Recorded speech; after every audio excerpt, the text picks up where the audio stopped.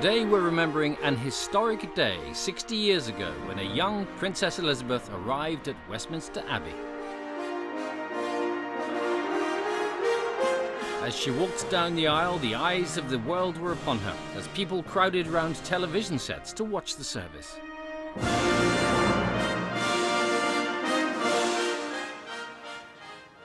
Welcome to a very special edition of Songs of Praise as we join the celebrations to mark the 60th anniversary of the coronation of Her Majesty the Queen, a reign of 6 decades and a lifetime of Christian faith. So this week I'll be talking to the Bishop of London about Her Majesty's strong faith. We catch up with a chorister who sang a solo at the historic service in Westminster Abbey, and there's spectacular coronation music from Canterbury Cathedral.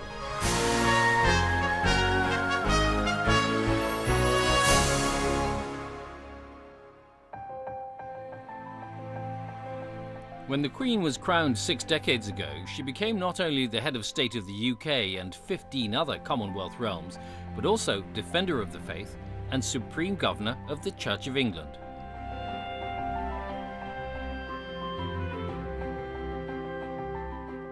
The ancient and magnificent building that is the Mother Church of Anglicans worldwide is Canterbury Cathedral. And tucked away in a quiet corner of the building is the cathedral's own tribute to the Queen's coronation. The cathedral's had a high profile this year, with the new Archbishop of Canterbury, Justin Welby, enthroned here in March. Let us greet our newly installed Archbishop with great gladness. In Her Majesty's lifetime, there have been 10 Archbishops of Canterbury, and amazingly, she's now reigned over 7 of them. The cathedral's almost like 2 separate churches, with the nave here at one end and the choir, Q-U-I-R-E, through that screen to the east. And it's in the choir that we're having our musical celebration.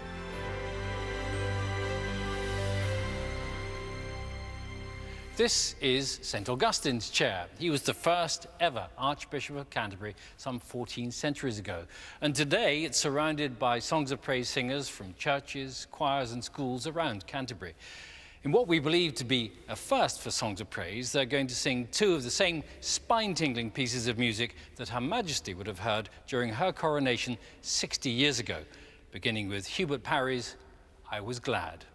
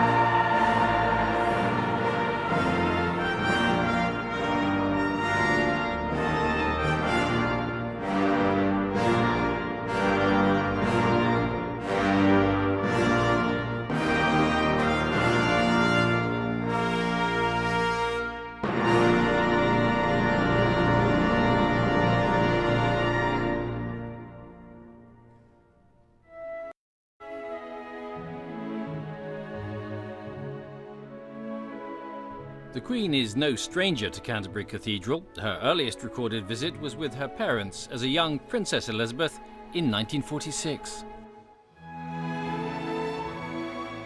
Cressida, thank you very much for letting us into the library here. And you've got some wonderful memories of the Queen's earlier visits to Canterbury.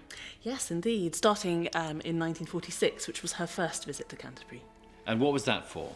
That was for the service of thanksgiving for the preservation of the cathedral after World War II. And in the cathedral itself, there's a painting commemorating the occasion as well. Tell us about that. It shows the royal party leaving the choir area. And sort of symbolic in a way, because you see standing in the spotlight, if you like, are the King and Queen. And just behind them is the Princess Elizabeth. Yes, she's walking very much behind her parents. Just a few years later, though, she was to become Queen herself. And of course, to mark that occasion, the cathedral has its own window.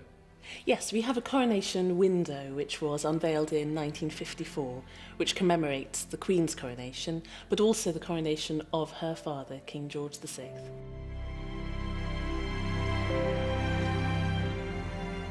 Why is it important for the cathedral here in Canterbury to have a royal connection? Well, the Queen is the head of the Church of England, and Canterbury Cathedral is the mother church of the Church of England. So it's very important that there is a strong connection with the monarch. The next major visit was the visit for the Royal Maundy in 1965. It is a very ancient tradition, but Queen Elizabeth has really made it her own. She has attached great importance to the Royal Maundy during her reign. The monarch travels throughout the country, very much making contact with the people, and she distributes the Maundy money, which is an award. And the next one at Canterbury was when? In 2002.